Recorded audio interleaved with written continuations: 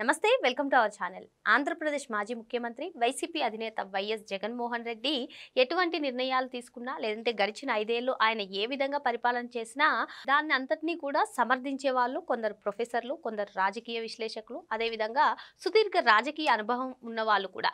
మరి ఇప్పుడు 2024 సార్వత్రిక ఎన్నికల తర్వాత కూటమి అధికారంలోకి వచ్చిన 1 సంవత్సరం తర్వాత సడన్ గా జగన్మోహన్ రెడ్డి పైన వ్యతిరేకత చూపడాన్ని ఏ విధంగా చూడాలి తెలుసుకునే ప్రయత్నం చేద్దాం. దీన్ని విశ్లేషించడానికి మనతో పాటుగా ఉన్నారు సీనియర్ జర్నలిస్ట్ దుర్గకుమార్ గారు. నమస్తే సార్. నమస్తే మా శ్రావణి, మన వీక్షకులు కూడా. ఉండవల్లి అరుణ్ కుమార్, ఈయన వైఎస్ కుటుంబానికి అత్యంత సన్నిహితుడు. మరి గడిచిన 5 ఏళ్లు కూడా జగన్మోహన్ రెడ్డి ఎటువంటి నిర్ణయాలు తీసుకున్నా సరే అవి కరెక్టే అని చెప్పి దాదాపుగా జగన్మోహన్ రెడ్డిని ఈయన బాగా సపోర్ట్ చేసేవారు.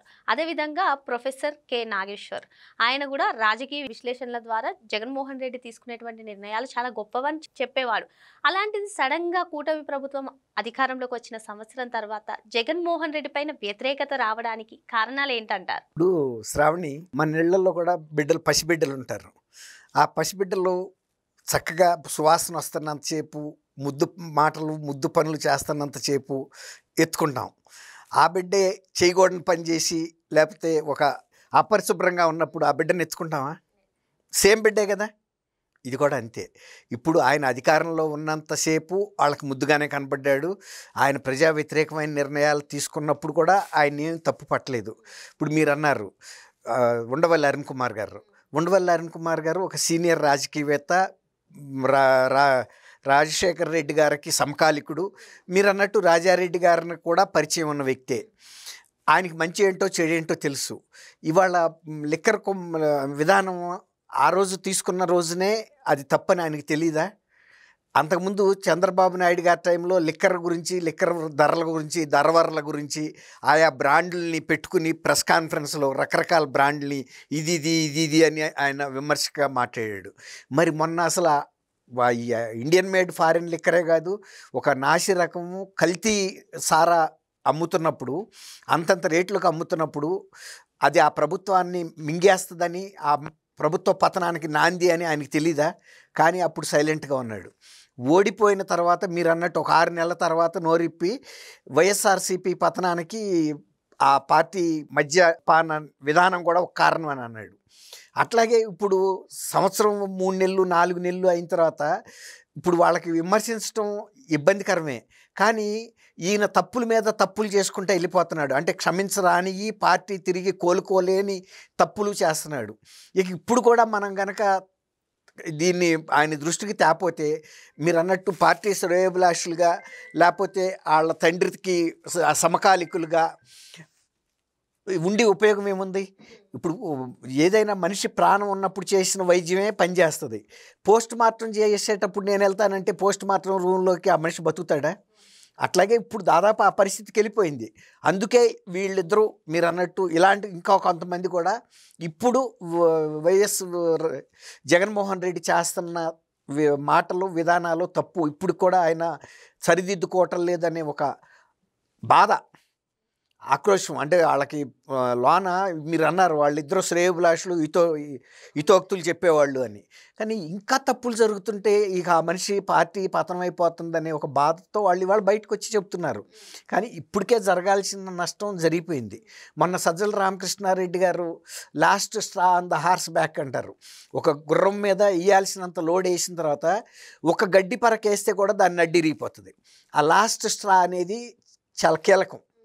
దాన్ని భరించగలిగినంత భరించింది. అంటే ఒక్క గడ్డి పోసుకే గుర్రం నడుము విరిగిపోద్దా అంటే అప్పుడు వరకు ఒక దశకు వచ్చేసింది. ఇక ఆ తర్వాత గడ్డి పోసు కూడా విరిగిపోతుంది. ఇప్పుడు అదే సజ్జల రామకృష్ణారెడ్డి ఆ పార్టీకి తీరని నష్టం మొన్న అమరావతి అంశం మీద మాట్లాడాడు.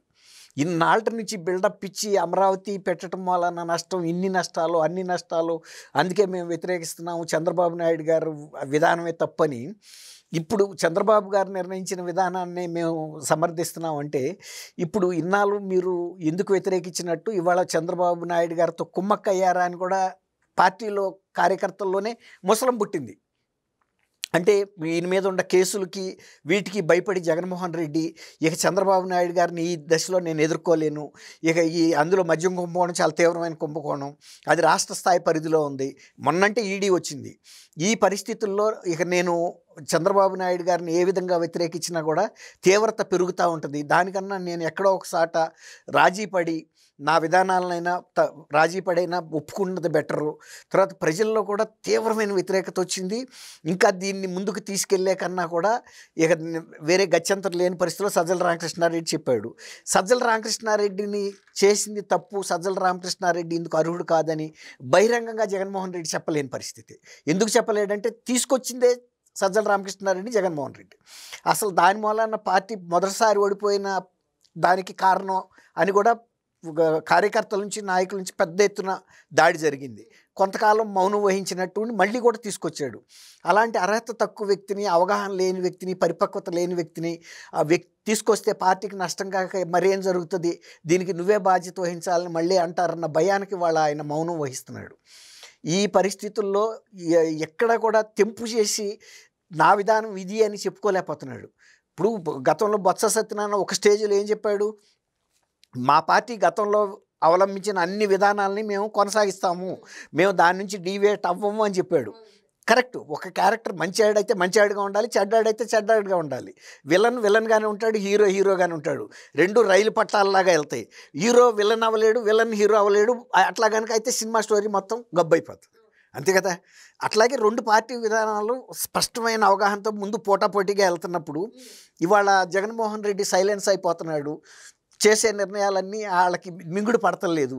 ఇప్పుడు వీళ్ళిద్దరూ కూడా ఇక మింగలేక నువ్వెందుకు ఇట్లా రాజీ పడుతున్నావు అన్నిట్లోనూ, నువ్వేదో చెప్పదలుచుకుంది ఒక విధానం అంటూ ఉండాలి. ఇప్పుడు రాక నీలాంటి వాళ్ళని మేము భుజానేసుకుని మోసినందుకు నీ వ్యక్తిత్వం, నీ పార్టీ విధానాల నుంచి మీరు ఎందుకు డివేట్ అవుతున్నారు, ఒకవేళ తప్పు అయితే ఆ తప్పుడు నిర్ణయాలని ఎందుకు కొనసాగిస్తున్నారు, అదేదైనా బహిరంగంగా వచ్చి చెప్పండి అనే ఒక మీమాంసలో పడిపోయారు వీళ్ళు. జగన్మోహన్ రెడ్డి పరిస్థితి అట్లాగే ఉంది. రెండోది ఇవాళ ఆయన ఎన్నాలో బయట ఉంటాడో ఉండడో తెలియని పరిస్థితి. పార్టీ ముందుకు వెళ్ళటానికి కూడా ఇవాళ రెండో నాయకత్వానికి ఎవరిని ఎంపిక చేయాలి, భారతీయని ఎంపిక చేయాలా, సజ్జల రామకృష్ణారెడ్డిని ఎంపిక చేయాలా. సజ్జల రామకృష్ణారెడ్డి పార్టీలో అందరూ చీకొడుతున్నప్పటికీ కూడా ఆయనకు అంతకన్నా గత్యంతరం లేని పరిస్థితుల్లోనే కొనసాగిస్తున్నాడు. ఇప్పుడు భారతీ గారిని రాజకీయాల్లో తీసుకొస్తే ఒక మహిళగా ఇప్పుడు యువతరేమో షర్మిలే ఉంది ఆమెకి పోటీగా. షర్మిల నాయకత్వం ముందు భారతి తట్టుకోగలుగుతుందా, ఆమె వాగ్దాటి ముందు తట్టుకోగలుగుతుందా? రాజశేఖర రెడ్డి గారి DNA, రాజశేఖర రెడ్డి గారి ప్రతీక, ఆయన నమూనా అన్నట్టుగా ఉంటుంది ఎవరిది ఈ మేనరిజం కూడా. ఎవరిది? షర్మిల్ది. ఇప్పుడు భారతి ఆ బ్యాక్గ్రౌండ్ నుంచి రాలేదు కదా. భారతి ఏదైనా ఒక స్కెచ్ చేయటంలో కానీ, బిజినెస్ వ్యవహారాలు నడపటంలో కానీ సైలెంట్గా కొన్ని పనులు చేయగలుగుతుంది. పబ్లిక్లోకి వచ్చి షర్మిల్లాగా బోల్డ్గా ఫేస్ చేసి తను చెప్పలేదు. మొన్న ఈ మధ్య పులివెందులు వెళ్ళినప్పుడే అక్కడ పులివెందుల ప్రజలు జగన్మోహన్ రెడ్డి గురించి వ్యతిరేకంగా అడిగితే ఆమె సమాధానం చెప్పలేని పరిస్థితిలో మౌనం వహించింది. మరి అట్లాంటిది రాష్ట్ర స్థాయిలో సొంత నియోజకవర్గం అది. అసలు సొంత నియోజకవర్గంలో రాజశేఖర రెడ్డి గారి కుటుంబీకులు ఎవరు ప్రశ్నించే పరిస్థితి కూడా ఉండదు. అయినా కూడా వాళ్ళు మర్యాదపూర్వకంగా కొన్ని ప్రశ్నలు అడిగినప్పుడు కూడా ఈయన చెప్పలేకపోయింది. అదే ఇంకా ఇతర నియోజకవర్గాలు, ఇతర జిల్లాలు, తెలుగుదేశం హవా ఉన్న నియోజకవర్గాలు, ప్రాంతాల్లో భారతీదేవి ఎంతవరకు నెట్టుకు రాగలుగుతుంది? రెండోది, ఇప్పుడు తల్లి విజయమ్మను కూడా భారతి గారికి సపోర్ట్గా పెట్టి నడిపిద్దామన్న విజయమ్మ గారు కాడిపడేసింది. ఆమెకున్న పదవిని ఓడగొట్టారు. ఆమె 2 సార్లు బహిరంగ లేఖలు రాసింది కొడుకు ప్రవర్తన మీద, కోడల ప్రవర్తన మీద. ఇప్పుడు ఇలాంటప్పుడు మళ్ళీ వెళ్ళి అదే వ్యక్తులను ఆమె సమర్థిస్తే కూడా ఆమె విశ్వసనీయత కూడా పోద్ది, ఆమె మీద ఉన్న మర్యాద పోద్ది తప్ప జగన్మోహన్ రెడ్డికి వచ్చే లాభం లేదు. ఇప్పుడు ఇలాంటి శ్రేయోభిలాషులు అందరూ ఆయన్ని నిలబెట్టేందుకు వాళ్ళలో ఉన్న బాధని ఇప్పుడు మీరు అడిగారు ఎందుకు డిఫర్ అవుతున్నారు. డిఫర్ అవ్వట్లేదు వాళ్ళు. ఎందుకు ఇతన్ని నిలబెట్టలేకపోతున్నాం, ఇతని పతనాన్ని మన కళ్ళతో మనం చూడాల్సి వస్తుంది, ఈ పార్టీ ఉండదు, మనం ఈ కుటుంబానికి శ్రేయోభిలాషులుగా, ఆయనకి శ్రేయోభిలాషులుగా ఇన్నాళ్ళు సోషల్ మీడియాలో కానీ ఇతర ఎలక్ట్రానిక్ మీడియాల్లో కానీ ఒక మూల స్తంభాల్లాగా నిలబడ్డాము. కానీ ఇవాళ మరి ఏమీ ఆయన గమనించుకునే పరిస్థితి లేదు. వాతావరణం కూడా అలా వచ్చింది పరిస్థితి. రెండోది ఏంటంటే బీజేపీలో కూడా ఆయనకు ఇవ్వగలిగినంత సపోర్ట్ ఇచ్చారు, కానీ అది చిరకాలం కొనసాగదు. ఇప్పుడు బీజేపీయే తను రాజకీయంగా ఎటువంటి కుంభకోణాలు చేయట్లేదు ఆర్థికంగా. అలాంటప్పుడు ఒక ఆర్థిక నేరస్తుడిని మద్దతు ఇచ్చి వాళ్ళు జాతీయ స్థాయిలో వాళ్ళ ప్రతిష్ట ఎందుకు కోల్పోవాలని ఇప్పుడు RSS లాంటి వ్యవస్థలు ప్రశ్నిస్తున్నాయి. ఇప్పుడు అందువల్ల ఒక పక్కనేమో వివేకానంద రెడ్డి గారి కేసులు, ఆయన మీద ఉన్న ఆర్థిక కేసులు, ఈడీ విజిలెన్స్లు, ప్లస్ ఇవన్నీ ఇది లిక్కర్ కేసు. ఈ లిక్కర్ కాకుండా ఇంకా అనేకం బయటకు వస్తాయి ఇప్పుడు. అందుకని ఇలాంటి వాళ్ళందరికీ శ్రేయోభిలాషులు కొంత వేదన అంతే తప్ప వాళ్ళు ఆయన ఏదో వ్యతిరేకిస్తున్నారని కాదు. నువ్వు ఎట్లయినా నిలబడు బాబు, మాలాంటి వాళ్ళకి కాస్త పొరుగు నిలబడుతుంది, మేమేదో ఇన్నాళ్ళు మాట్లాడినందుకన్న బాధ. మరి పార్టీ పతనం అవుతున్నటువంటి నేపథ్యంలో ఆ పార్టీని నిలబెట్టడం కోసమే వీళ్ళు ఇటువంటి వ్యాఖ్యలు చేస్తున్నారని చెప్పి దుర్గకుమార్ గారు చెప్తున్నారు. మరో అంశంతో మళ్ళీ కలుద్దాం. Thank you. థ్యాంక్ యూ అమ్మ శ్రావణి, మన వీక్షకులు.